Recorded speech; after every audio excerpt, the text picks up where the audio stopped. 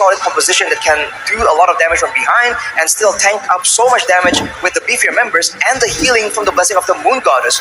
But I think that RRQ, they just inevitably will find the backline, and I think that's just the composition being at play again. I'm hoping that these two teams are revitalized much like the stadium, because, ladies and gentlemen, we're about to go into the draft. Game number 2 almost upon us. Let's start with RRQ on the play, banning out the Kaja, the Benedetta, and the Eve, with Blacklist International taking out the 1-1, the Franco, and of course, the Joy. First pick here, gonna be that carry. Arguably the best marksman currently at F4. Yeah, the best marksman again for 100% pick ban raid, but it is RRQ.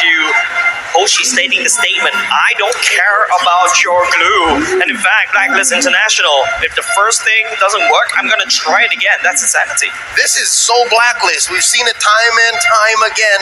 It's worked for them. The results will speak for itself. They again pick up the glue and the Farsa, much like they did in game 1. I mean, with this glue going up against a carry, it's going to be such a difficult time. Early on against a Claude, maybe it's easier, but carry is built, is designed to deal with big HP targets like this glue. And on that note, Justin has a quote here. Advice to RRQ Hoshi against Blacklist? Nothing. They already know. Ooh. And they showed us, game 1.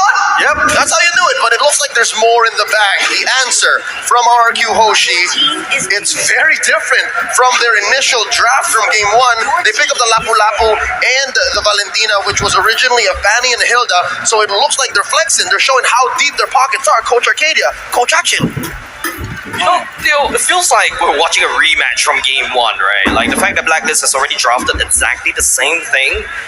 But I hope the last 2 picks will surprise us, right, Leo? But Arashi, looking at the draft coming up from RRQ, are you expecting something like a Fanny to come back up again? But I think it's up to Blacklist International to ban that Fanny away.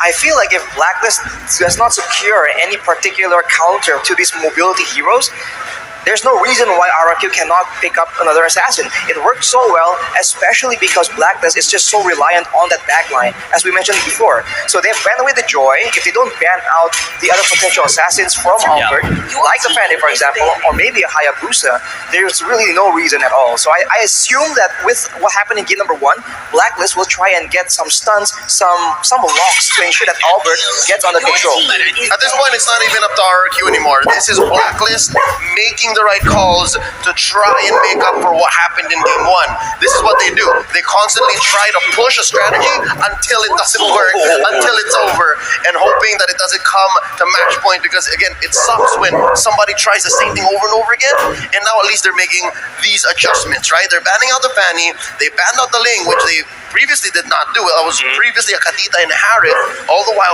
RRQ Hoshi doing the same thing here. They're taking out the Barats. Might this be the Baksha again? I think it should be the Baksha. I mean, like, if Blacklist International is going into this game number 2 again with the exact same game 1 draft, if I were the coach, I'm gonna just go ahead and ban the Barats as well, because I don't want to really have. Oh wow, okay, they're gonna leave it open. They're gonna ban Aldous instead. Was that so clear from the get-go? Or were they so sure that, all right, I'm not sure if it's Arcadia or Achille who goes, they're going to go Aldous. This is a throwback to Season 8. Take it out. Maybe they feel like when the chips are down, Blacklist will default to something that always works, right? And this Aldous pick is just really, really solid. But another pick that we've seen quite often right now is that Granger as well. I wonder if that will be put to use, because when you talk about kiting, there is a possibility that they will try and utilize that tool. The Granger might not have to come up because Oheb is their marksman, right?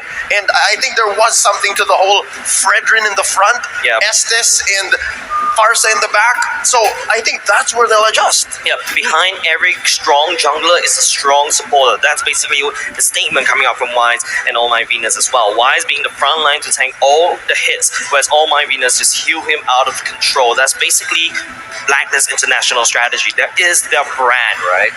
Right, and now for RRQ, they require something playmaking heavy hero, because right now with the Lapu Lapu and Valentina, they can try and make an engage, make a pick off, but obviously if they have something more reliable in their arsenal, that'll be great. And the mobility for sure, I knew it again, and that's that Lancelot, man. Talk about mobility, get ready for Albert's Lancelot, man. We're in for a treat. That's a classic. Yeah, man. I mean, almost synonymous with his name.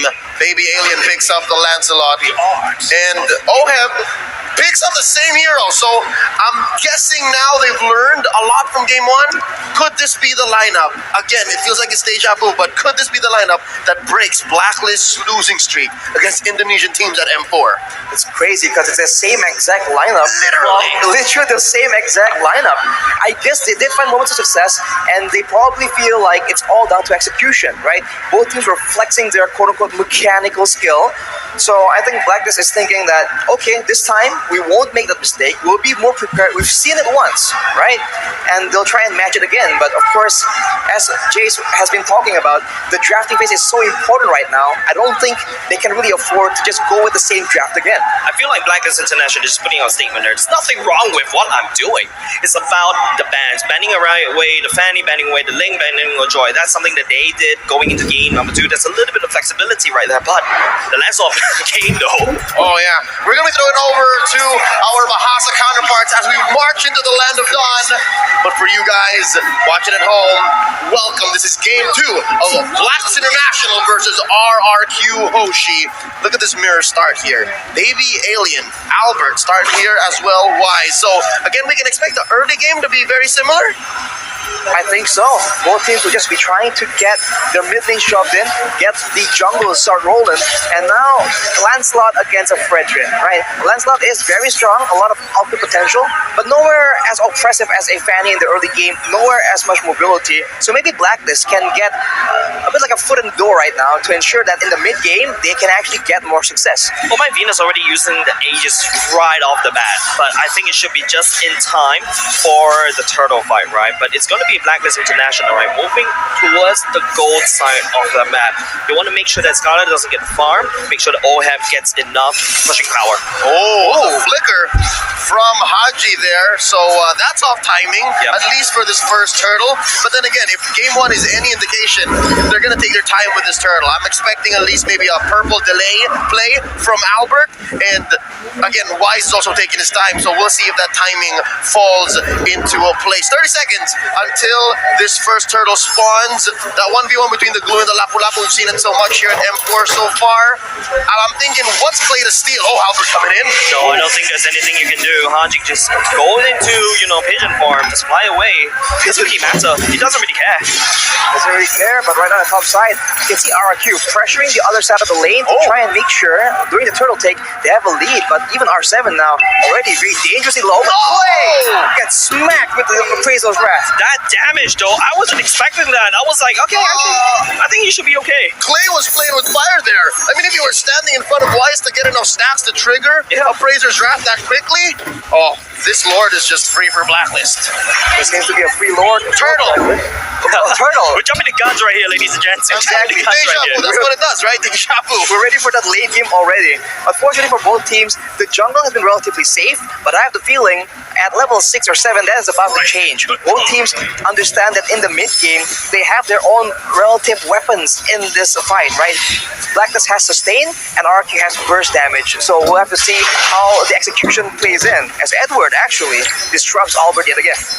Haji going in for the airstrike, gets cancelled by Bin for now. It's going to be Bin that got stuck on 3 people, but Bin will not be able to survive for now. It's going to be Clay. It's leaning up towards, I'm not sure what he's going to do, but at the same time, there's a fight happening out and actually using the fan execution on the way, but Edward will be able to follow him. 2v1 here. Agent Zero walks away with impunity. No punish from RRQ Hoshi. Blacklist already 1,000 gold ahead here, 3 minutes in. A lot of outer church shields here taken out, so that means gold for Oheb up top. 3v3. Who's gonna engage first? Oh, both are skittish to do it. Both are skittish to do it because I think both don't really have a solid engage tool. Right now, it just seems like that is a play being made like this. Oh, that's a lot of damage coming up from Bin. At the same time, Bin is actually healing. The Tornado membrane doesn't do any damage from the side. At the same time, will actually try to push forward. He's fighting in the corner. He can too. He has the ball for his greediness. The Filipino sniper gets punished hard there. Araki, you were saying. The blessing of the Moon Goddess getting stolen by Clay allows them to sustain through the further airstrike, and afterwards It's just too much Okay. greed, but it's going to be the same story for Blacklist. May have been involved. It's the same thing, but technically speaking, if you combine those two fights, but hold on a second, why? Oh. Oh no, he actually catches the taunt on top of Skylar, and he'll be no more. It's going to be Atwell picking up a double kill at the same time. Arsenal coming in for the flank at the same time, but we're not able to find anything for now. Blacklist stabilizes. It's a 5v4 situation with the second turtle spawning already. Still 2k ahead. Blacklist International, Wise pulling it away. Yep. Arashi, is this going to be a problem? Because I'm looking at RQ's lineup just now. I just noticed it's only Clay who's dealing magic damage. I mean, Vatan has a lot of magic damage. On the note of damage, that is R7 getting taken out as well. Later on, it's going to be very easy for Blacklist to itemize against RQ. Right now, it seems like they're having problems all across the map. I think Albert is having a lot of problems. That is not a statement right there. Oh. Using the cornrows, Edward possesses the machine. This is just a tough situation for RQ. Everyone on the side of Blacklist are just too tanky, and they're abusing it right now. They're standing in front of towers, but Yep. look at R7 going in alone. Going alone is indeed the damage reduction coming in, but here comes the wall for the same as well. But oh my goodness, actually healing. Haji is actually letting the fire on top of the drop of RQ. It's up to Skyler trying to clean up. But it's coming in with the hunt, and will be able to pick up the double kill at the same time. Now oh my goodness has to run away. They're trading two bodies for a push down bottom, and the queen stands alone. Arashi, tell me what is this going to do for the economy for Blacklist? Are they going to maintain this lead, or was that going to bite them in the behind later on? That seems like a bad decision. They have still quite a big lead. They're able to get the tower in the bottom side as well. But of course, if they keep trading kills like this, eventually the team with the better late game is going to win. And I can't help but feel that with a carry on your team, right, it's going to be very scary trying to deal with him in the late game. Of course, Haji on the far side can just zone away Skylar in these big fights, but we've seen how chaotic the fights can get. So Blacklist needs to be very careful and make sure that they don't let RQ get anything back. Yeah, man, RQ are doing what they can because this is It's slow. Lancelot's debut. Vin! Oh, obliges! Oh, the big buzz, not enough. Unfortunately, we're going to all have will be the one that takes up in. Trading for the Roma for now. RRQ. It's going to be actually Clay that trying to heal up Skylar, but Edward is coming for the flank. He's looking for the food, and he's going to go into a split. But Oheb snipes him down. 2 for 1. Oh my Venus falls. I'd say with Turtle 10 seconds away, you have Clay out of the picture here. Blacklist has an advantage. It's a huge advantage, and now Albert, he might try and go for a flashing play. Is it worth it though? There's so much burst damage in the hands of Blacklist. It's going to be very risky for him to even try anything. He might just be forced to let it go, but Edward will not let him go. Something to note as well, in the roughly 7 minutes that this game has elapsed, RQOshi have not pushed a major objective yet. A lot of damage coming out of Edward. He's just really trying to reach his first kill at the same time. Wise Hans going in. Albert was not able to find any form of entry, but Vin may be the one to be able to do that. But at the same time, it's going to all have actually take down the top side as well. Edward just really trying to spend time. He goes in the space as well, but runs into Edward as well. He's flying over, but not in just in time. The turtle will still get secured by Blacklist, but that's not enough. R7 looking for the engage. Wise, it's going to be a slow little collapse coming out of Blacklist International. Haji, better airstrike going in. Snipes down Clay, and they're trying to push mid lane. Maximum range, torn apart memory there from Oheb. A popping Clay, wide open. They're going to convert into, that's Yep, that was Black steal. and Purple. He That's stole steal. it. Purple stolen by Wise, and of course, we saw earlier the turtle was stolen as well. This is a disaster coming in for RRQ. This is to just losing their way. They have no idea what to do, and Blacklist are just getting stronger and stronger. And with the range available, torn apart memory and feathered airstrike, RRQ, they're in a difficult spot right here. This is literally Blacklist telling me, hey, I'm not the problem, you're the problem. I'm banning away your fanny, I'm banning away your leg. My composition is solid. This is that statement. Yeah, no, they've converted these Ube engages into map presence, into siege balls for Haji and Oheb. Again, the Brody has to clear waves the old natural way, right? But with Oheb, again, as you say, Ooga Booga, I wreck turrets. That's what they've been doing here, which resulted in a 6K goal lead 8 minutes in. That's the macro play we've been talking about. RRQ, they don't only lose the objective, they lose members taken out by Blacklist, and they lose the tower outside as well. And Blacklist are trying to push the tempo here, trying to make sure that the jungle is not safe. But they're flank. In, going in for the back line at the same time. Oh, that's really trying to peel, but here comes the heal coming up and play. And also, oh my goodness as well. It's really Haji. Flicker right into that spice. The Fed actually will be able to take down one member of the side RQ. It's going to be Wise to take down Clay at the same time. It's no, an unfair Blacklist International. 2 for none, and boy oh boy, they have eyes on this mid lane tier 2. Lord, level 1, 10 seconds away from spawning. I must say, I love Clay, right? But I love him more when he's playing heroes with massive range. He made the Farsa work earlier. He had the range advantage. He knows when to hook. But with the Valentina, you have to be in your opponent's faces.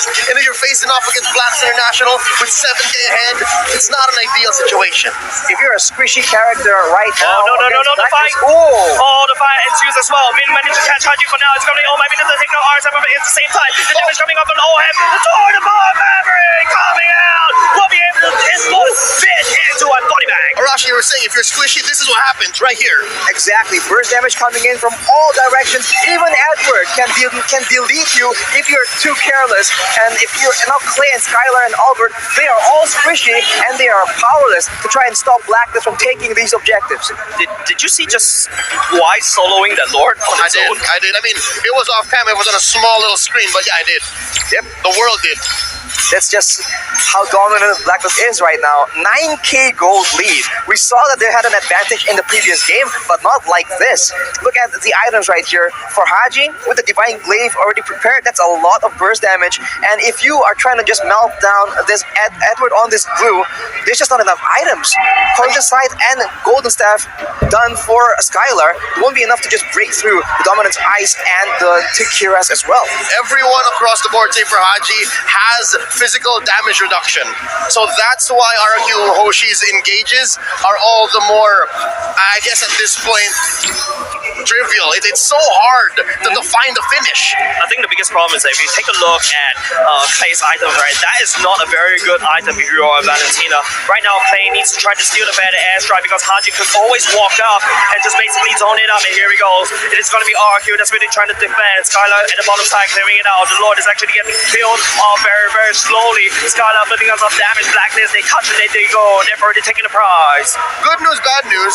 Clay has a feathered airstrike right now. Yeah. Bad news is they're inside their base, so they can only really take advantage of it. It's a win-win for now, but if Blacklist can find that engage again, Wise has been their initiation like this. And there we go. The better airstrike going in at the same time. They will not be able to control. And crowd control is denied. The better airstrike is going to be Blacklist taking down the bottom lane turret at the same time. 4 member left. It is going to be Wise leading the pack, trying to charge. Albert trying to look for some play right here to see, but not being able to find it. And they're out. Oh, maybe that's actually going in with the ultimate. Desperately, Blacklist is in a portable fountain. They have 2 base turrets and now they're going for the third. Trying to execute again. And RFQ, they of course respond, but every time it happens, it's just the wrong response. R7 now taking very low, and Blacklist, they're looking for the end possibly. Oh no, that's ults and battle spells spent by RQ Hoshi. They're gonna have to defend. They have to defend. His mid is already here as well. Wise is already taunted as well, but Albert's looking a little bit calling about. Remember, he doesn't able to connect. It's going to be a Blacklist, but there is no minutes. That one wave launching down a slow march. Let's play the battle of the better airstrike. R7 trying to make a play. Will be able to find OM, but will not be able to do so because OM is desperately healing upon. The core is getting back with the ball. Blacklist International, they're giving a statement. But Skylar, mega kill. Shuts down Edward, but look at the core. The HP is slowly the defense coming through. But Blacklist International, they are still healthy. 3v4, RQ Hoshi, 3 kings stand. Down goes Clay. Make that 2v4. Can they defend? It's Skylar. Defend. It's just Skylar. It's just Skylar and RQ. Blacklist International takes game number 2. The curse has been broken. The streak ended. Blacklist International's first victory at M4 against an Indonesian team. They double down and use the same exact draft, and they get it done. As you mentioned, Leo, just the bands have so much impact right here, and they have shown it. RRQ, they try and do the same thing, but they do not have the same tools. So they are expecting the same kind of result, but they are in for a rude awakening.